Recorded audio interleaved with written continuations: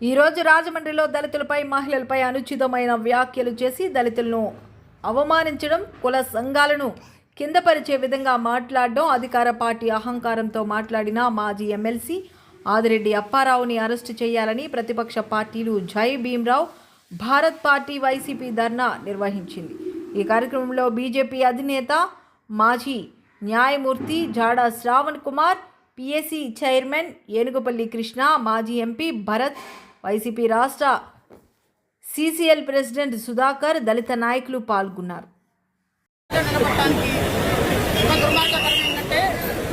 చాలా మంది బానిసలుగైనా చూస్తారు, ఈ దుర్మార్గుడు బానిసలుగా కూడా పనికిరారంటున్నాడు.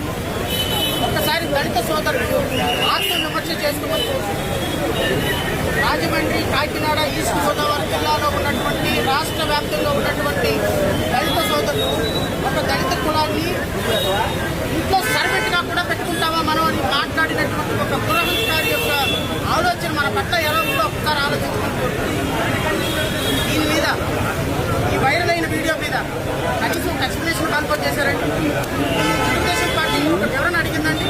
అంటే తెలుగుదేశం పార్టీకి దళితులు అంటే చూడగా ఓటమి ప్రభుత్వానికి దళితుల ఓట్లు తప్ప దళితుల ఆత్మాభిమానం, ఆత్మగౌరవం పట్టదా? నిన్న పీగన్నవరం ఒక శవాన్ని, చనిపోయినటువంటి పార్థివ మృతదేహాన్ని ఒక ఇంటి ముందు గుండా తీసుకొని వెళుతుంటే 40 మంది వాళ్ళని వెంటబడి వేటాడి చనిపోయినటువంటి వ్యక్తి మోస్తున్నటువంటి శవపేటికని 10 సార్లు కింద పడేసి ముందుకు తీసుకెళ్లకుండా చేసినటువంటి ఘనత ఈ కూటమి ప్రభుత్వంలో జరిగింది. దానికి మనందరం దళితులుగా సిగ్గుపడమని కోరుతున్నాను. సిగ్గుపడాలి.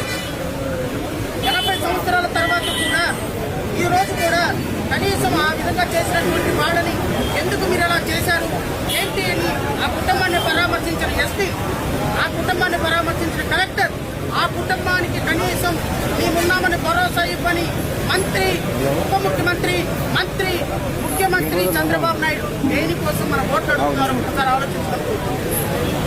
ఈ ఆత్మ గౌరవం కోసం పోరాటం చేస్తున్నాడు. ఈరోజు నిట్ట నిలువున నడి ఎండలో డాక్టర్ బిఆర్ అంబేద్కర్ సాక్షిగా ఇక్కడ నుంచొని ఈరోజు చెమటలు కప్పుతూ మా ఆక్రోశాన్ని ఎందుకు వెళ్ళకపోతే జాతి కోసం, జాతి ఔన్నత్యం కోసం ఇలాంటి సంఘటనలు జరిగినప్పుడు ప్రభుత్వాలు కనీసం స్పందించడం లేదు కదా. ఈ మాట ఇంకొకరు మాట్లాడితే 2 నిమిషాలు ఎస్సీ ఇదే మాట వైఎస్ఆర్సీపీ వాళ్ళు మాట్లాడినట్టుంటే 2 నిమిషాలు కేసు కట్టిలో వేసేవాళ్ళు. ఈరోజు ఎందుకు స్పందించడంలా? నేను డిమాండ్ చేస్తున్న మా పార్టీ తరఫు నుంచి భరత్ గారు తీసుకున్న ఇనిషియేషన్కి I'm thankful on behalf of my entire party and community. Bharat గారు, సుధాకర్ అన్న వీళ్ళందరూ కూడా ఈరోజు ఇనిషియేషన్ తీసుకొని మా ఆక్రోశాన్ని, మా బాధని ప్రపంచానికి చెప్పేటువంటి ఒక బృహత్త ప్రణాళిక, ఒక ప్రయత్నం చేశారు. వారికి నేను కృతజ్ఞతలు తెలియజేసుకుంటూ గౌరవ ఎస్పీకి, ఇక్కడ ఉన్నటువంటి పోలీస్ ఆఫీసర్లు కూడా కోరుతున్నాం. ఇంకొక వారం రోజులు ఈరోజు మేము రిపోర్ట్ ఇవ్వబోతున్నాం.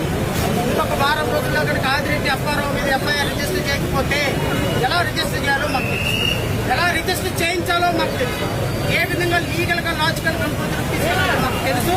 దానికోసం రాష్ట్రంలో ఉన్న దళితులు ఎవరు భయపడాల్సిన పని లేదు. ఖచ్చితంగా ఆదిరెడ్డి అప్పారావు మీద ఎఫ్ఐఆర్ కట్టించి తీరుతాం. ఇది నేను రాష్ట్ర వ్యాప్తంగా ఉన్న మా దళితులకు ఇస్తున్నటువంటి మాట.